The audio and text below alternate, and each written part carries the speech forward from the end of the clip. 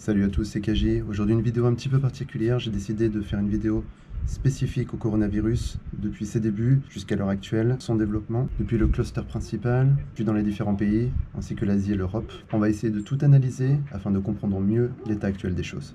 Mais commençons d'abord par le tout début. Fin décembre, le docteur Li Wenliang avait commencé à alerter ses collègues sur un forum de discussion à propos d'un nouveau virus qui contaminait ses patients. Une nouvelle variante du coronavirus jusqu'à là encore inconnue, comparable selon lui à celui du SRAS. Quelques jours plus tard, il fut interpellé par les services de police. Il fallut alors attendre jusqu'au 20 janvier pour que les autorités reconnaissent leur erreur et admettent que le docteur avait raison. Le pauvre mourut alors le 7 janvier à l'âge de 34 ans. Un jeune docteur de 29 ans également est décédé dans la région de Yuan. Il avait projeté de se marier durant le nouvel an lunaire, mais il avait choisi de repousser ses noces afin d'être présent pour ses patients lors de l'épidémie. Commençons par le commencement. Qu'est-ce que l'on sait à présent sur ce coronavirus? La maladie qui s'appelle le Covid-19, causée par le SARS-CoV-2, est un nouveau virus qui appartient à la grande famille des coronavirus, qui très fréquemment peut provoquer aussi bien des rhumes que des infections respiratoires de type pneumonie, comme ce fut le cas pour le SRAS. Une question intéressante à se poser, c'est pourquoi des villes comme Hong Kong, Singapour, Taïwan, qui ont été le plus proches de la Chine et parmi les premiers à être touchés, sont aujourd'hui à l'heure actuelle des zones où il n'y a pratiquement plus de développement de l'épidémie à l'intérieur de leur ville. Eh bien, contrairement à la France, l'Italie, la grande force de ces trois États d'Asie a été la réaction immédiate des autorités, qui ont immédiatement mis les villes en quarantaine, avec des restrictions fermes et rigoureuses avec les habitants. Et ils ont extrêmement bien fait. C'est ce qui a permis à l'épidémie d'être maintenue à l'état presque de départ. Et je pense que, contrairement à l'Europe, la mentalité des habitants justement de Singapour, Hong Kong, Taïwan, tous ces pays-là, c'est aussi dans la discipline.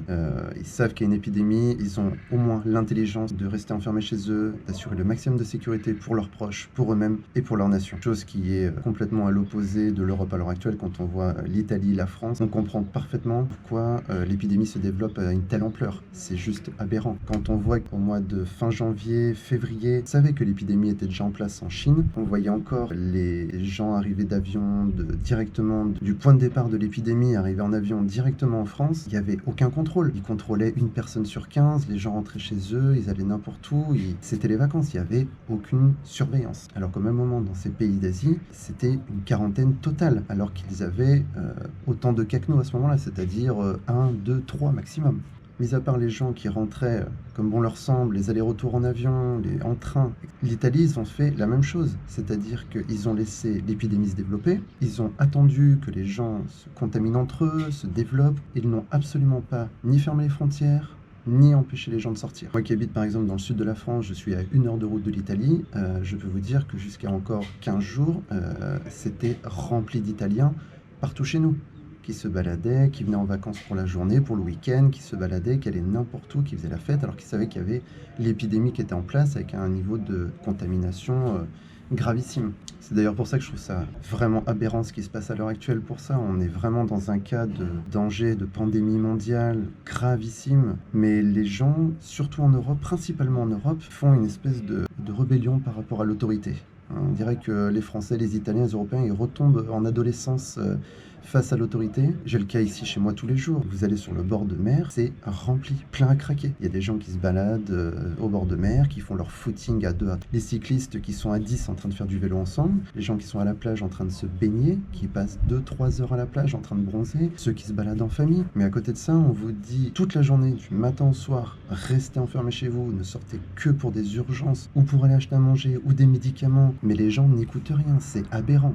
On est vraiment à un niveau de stupidité et de rébellion, mais pire qu'un enfant de 11 ans, 12 ans. Et encore, limite, eux, ils comprennent mieux. Et je pense que c'est d'ailleurs pour ça qu'à l'heure actuelle, on est dans cet état d'épidémie avec un développement croissant. Parce que malgré les restrictions qui ont déjà été extrêmement tard, malgré ce que dit le président, les ministres, qu'ils ont fait le nécessaire au fur et à mesure, ce qui est totalement faux, ils auraient dû mettre le pays en quarantaine directement dès que la pandémie s'est développée, et surtout fermer les frontières comme l'Italie, où vraiment ils ont laissé les gens circuler à bon escient. La semaine dernière encore, il y avait des gens qui prenaient l'avion depuis l'Italie pour venir en France. Un point intéressant à soulever, relativement positif, et on peut en trouver un dans toute cette catastrophe.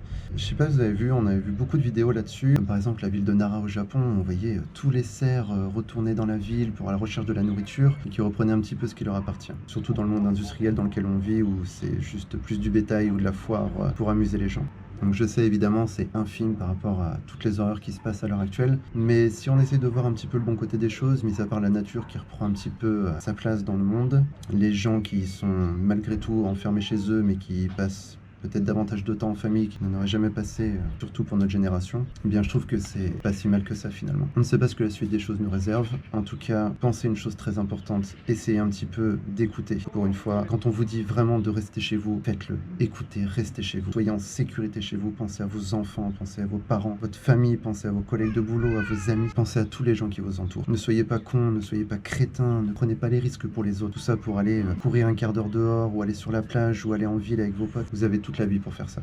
En tout cas, merci à tous d'avoir suivi cette vidéo. Restez chez vous, prenez soin de vous, passez du temps en famille. Ne perdez pas votre temps, profitez-en pour faire du sport, profitez-en pour lire, pour apprendre, étudier. Concentrez-le pour faire quelque chose d'intelligent. C'était Kaji, en isolement de chez lui. À très bientôt.